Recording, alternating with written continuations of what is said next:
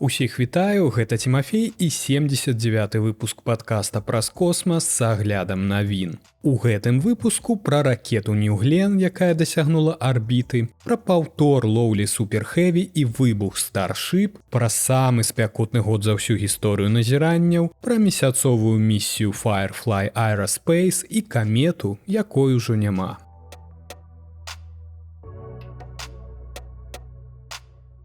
У чацвер, 16 студзеня, ракета New Glenn кампаніі Blue Origin здзейсніла свой першы палёт са стартавага комплексу 36 на мысе Канаверал. Гэта была знамянальная падзея для кампаніі, паколькі цяжкая ракета распрацоўвалася шмат гадоў. Яна мае часткова шматразовую канструкцыю, якая жыццёва важная для плана Безоса пабудаваць дарогу ў космас. Хоць кампаніі не ўдалося вярнуць паскаральнік першай ступені падчас лётных выпрабаванняў, ракета выйшла на арбіту і паспяхова вывела сваю карысную нагрузку Blue Ring Pathfinder, які з тых часоў пачаў збіраць дадзеныя.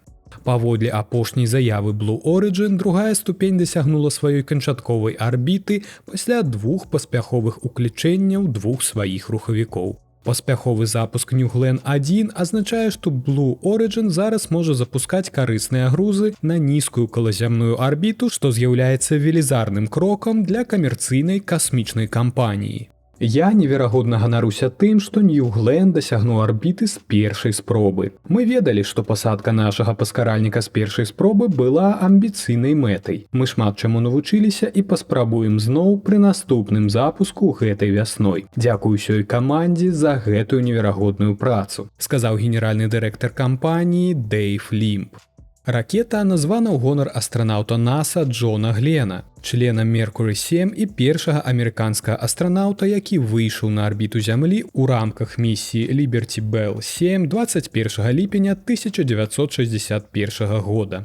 Гэта адпавядае традыцыі Blue Origin называць свае ракеты-носьбіты імёнамі вядомых астранаўтаў. Напрыклад, ракета New Shepard. Гэта субарбітальная ракета-носьбіт, названая ў гонар Алана Шепарда, першага амерыканскага астранаўта, які адправіўся ў космас у рамках місіі Freedom 7 5 траўня 1961 года. У адрозненні ад New Shepard, цалкам шматразовага транспартнага сродку, які выкарыстоўваецца ў асноўным для касмічнага турызму, а таксама для дэманстрацыі і эксперыментаў з тэхналогіямі, у New Glenn ёсць шматразовая першая ступень, прызначаная для пасадкі ў моры на барджу Джаклін. Хоць другая ступень у цяперашні час не з'яўляецца шматразовай, Blue Origin ужо працуе над шматразовай другой ступенню ў рамках праекта Jarvis 2021 года. А распрацоўка ракеты New Glenn пачалася ў 2013 годзе. Ракета знаходзілася ў стадыі распрацоўкі з 2016 года, неўзабаве пасля таго, як пра яе ўпершыню было абвешчана.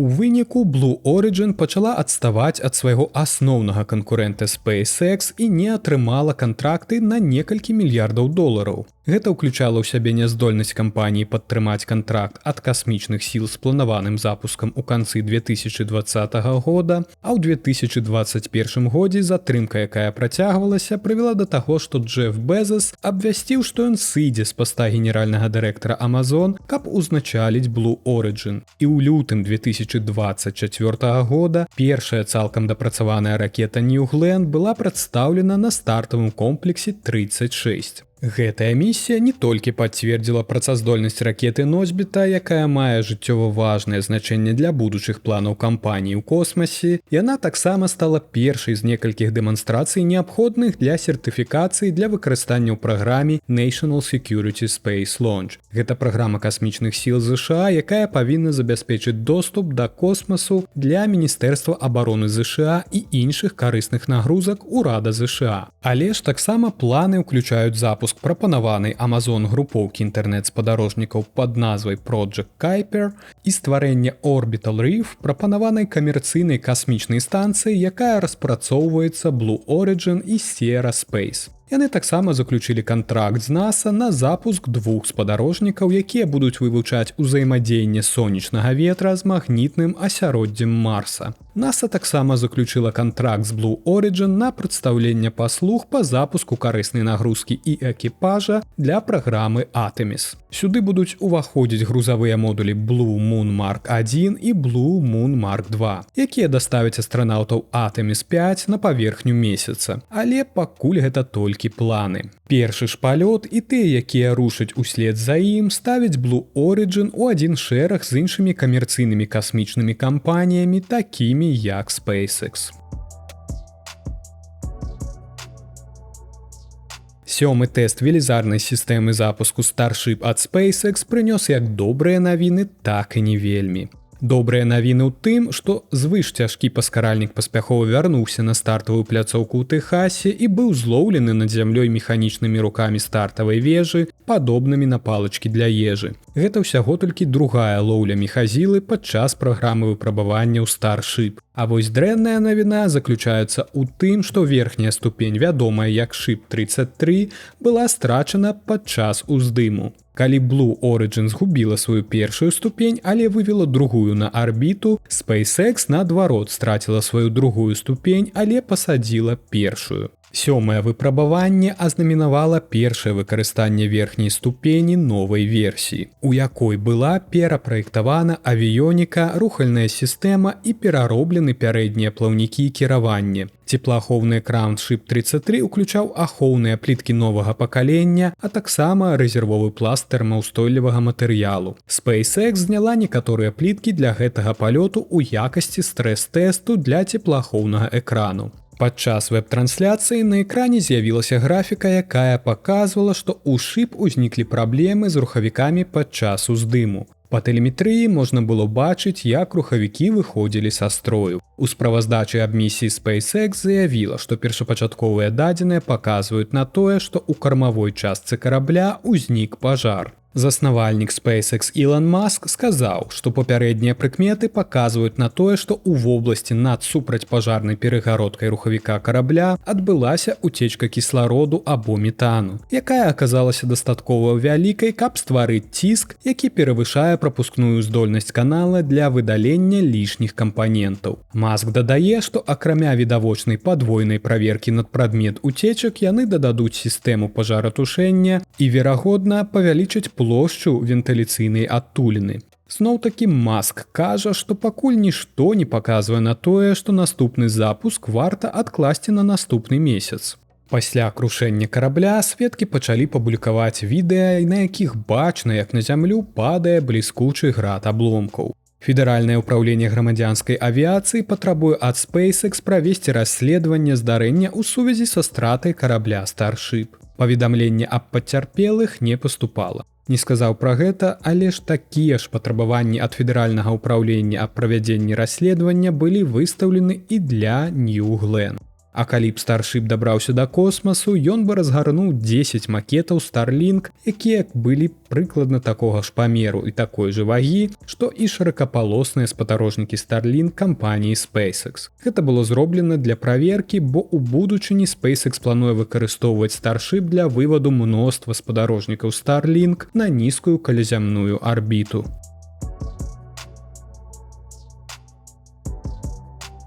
Гэта, магчыма, нікога не здзівіць, але навіна афіцыйная. 2024 год стаў самым цёплым за ўсю гісторыю назіранняў.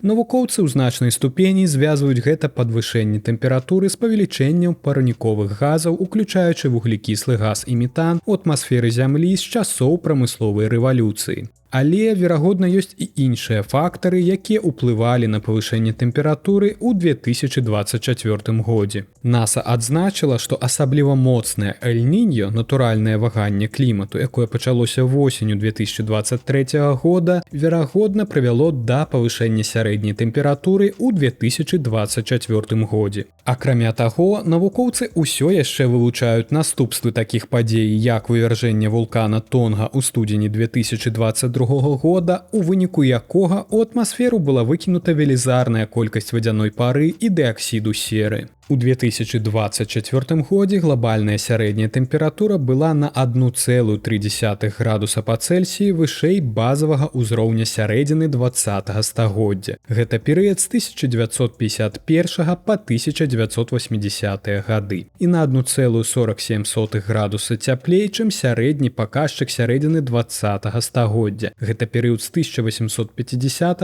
па 1900 гады. Гэта не так уж і нечакана, улічваючы, што наша планета толькі што перажыла 15-месячную паласу цяпла. Рэкорды высокіх тэмператур штомесяц пабіваліся з чэрвеня 2023 года па жнівень 2024 года. Пакінуўшы ў баку гэтыя кароткатэрміновыя ўплывы, навукоўцы вельмі занепакоены доўгатэрміновымі пабочнымі эфектамі выкідаў парніковых газаў і ўплывам іх на наш клімат.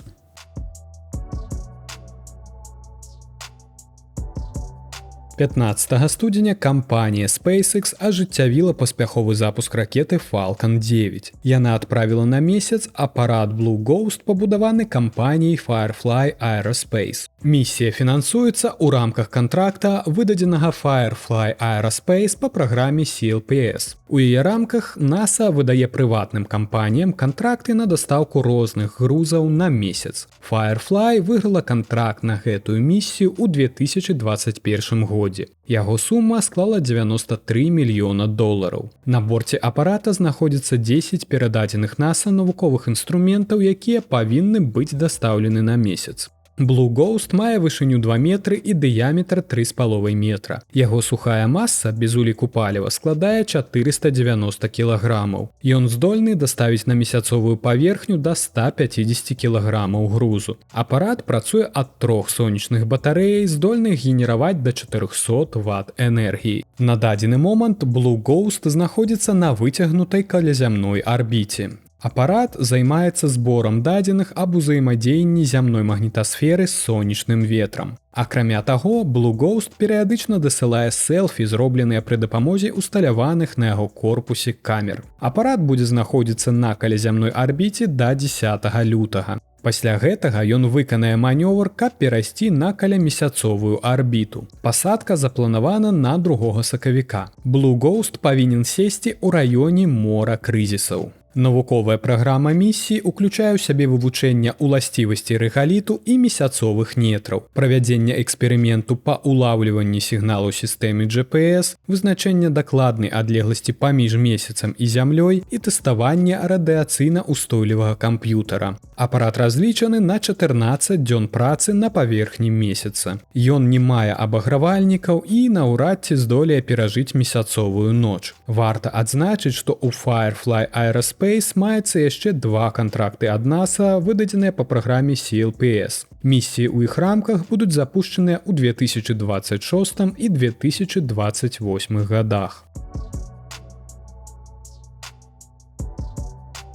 А вось галоўнай астранамічнай падзеяй апошніх тыдняў, безумоўна, стаў візіт каметы C2023G3 Atlas. Пасля праходжання перыгелія яна набрала дастатковую яркасць, каб яе можна было ўбачыць незброеным вокам на экватары і ў паўднёвым паўшар'і зямлі. Але нам, як жыхарам паўночнага паўшар'я, тут, на жаль, не пашанцавала. Камета была бачная раніцай перад узыходам сонца, і ўбачыць яе можна было толькі за спецыяльным абсталяваннем. C2023G3 адкрыта ў красавіку мінулага года і доўгі час заставалася цёмным конікам. Яе арбіта размешчана такім чынам, што для зямнога назіральніка камета рухалася непадалёк ад сонца. Часцей за ўсё яе сталі фатаграфаваць у снежні, чакаючы хуткага роста яркасцю перад праходжаннем перыгелія 13 студзеня. Камета прайшла перыгелій сваёй арбіты, праляцеўшы на адлегласці ўсяго 13 мільёнаў кіламетраў ад сонца. Гэта ў 3,5 разы бліжэй, чым адлегласць ад Меркурыя да сонца. Пасля гэтага яна абзавялася вялізным хвастом і ўпрыгожала неба, канешне ж, паўднёвага паўшар'я, а не нашага. Там C2024G3 Atlas можна было лёгка ўбачыць неўзброеным вокам. Але ж параўнанне дэталізаваных здымкаў за 18 і 19 студзеня выклікала пэўную турботу ў астраномаў. Галава каметы на фота ад 19 студзеня значна пацямнела, і ўсё ўказвае на пачатак распаду яе ядра. Літаральна за адны суткі 18 студзеня аблічча каметы драматычна змянілася. Назіраць непасрэдна ядро каметы немагчыма, але звычайна ў галаве каметы вылучаецца яе самая яркая частка, так званае псеўдаядро. Калі гэтая частка кропкавая, то камета лічыцца здаровай. На апошніх жа здымках, атрыманых ад розных назіральнікаў, псеўдаядро адсутнічае. Дакладней, яно выцягнулася ў працяглую структуру ў сярэдзіне хваста. Цяпер мы ведаем амаль дакладна, што ядро яе раздроблена на мноства частак. Верагодна, менавіта па гэтаму камета і стала такой яркай. Праз некалькі дзён фрагменты поўнасцю выпарацца, а нам на памяць застанецца неверагодная калекцыя цудоўных здымкаў. Убачыць здымкі гэтай каметы можна ў сацыяльных сетках падкаста. Вось і ўсё, і гэта ўсе навіны, пра якія я хацеў распавесці ў выпуску. Нагадаю, што 6 планет чакаюць вас на небе. 4 з гэтых планет, Марс, Юпітер, Венеру і Сатурн, будзе лёгка ўбачыць неўзброеным вокам. Каб убачыць Нептун і Уран, вам спатрэбіцца тэлескоп або магутны бінокль. Пра гэта зараз шмат дзе пішуць, але ў гэтай падзеі няма канкрэтнай даты. Вы можете любавацца планетамі ў начны час у любы дзень. У канцы лютага да гэтых планет далучыцца яшчэ і Меркурый, які таксама будзе бачны голым вокам. Усё, што вам трэба, гэта знайсці месца з цёмным небам без светлавога забруджвання і з чыстым гарызонтам, без перашкод у выглядзе дрэў або высокіх будынкаў. Ну і, канешне, мець добрае надвор'е. Дзякуй, што даслухалі выпуск да канца. Словы падзякі маім патронам, якія падтрымліваюць мяне і якія атрымліваюць выпускі падкаста раней за астатніх. Усяго за кубак кавы або гарбаты ў месяц вы таксама можете далучыцца і падтрымаць тое, што я раблю. Дзякуй, абавязкова пачуемся ў лютым.